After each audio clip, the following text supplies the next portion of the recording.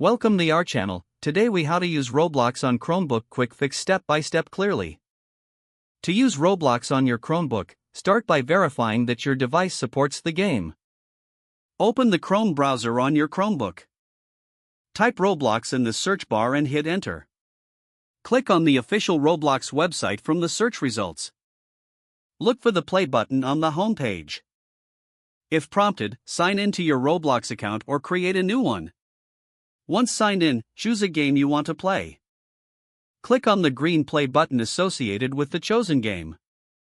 You may see a pop-up asking to open Roblox. Select Open Roblox to proceed. If you encounter issues, check if your Chromebook is running the latest version of Chrome OS. Update your Chrome OS by navigating to Settings, then clicking on About Chrome OS. Restart your Chromebook to ensure the updates take effect. If Roblox still doesn't launch, try enabling Linux on your Chromebook for better compatibility. Go to Settings, find Developers, and turn on Linux. Once Linux is enabled, download the Roblox player using the terminal. After downloading, run the installer through the Linux terminal.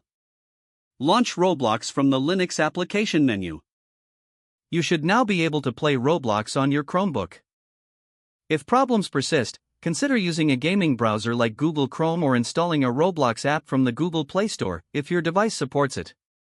Make sure your internet connection is stable for the best gaming experience. If the page does not load, refresh the browser or try again in a private or incognito window.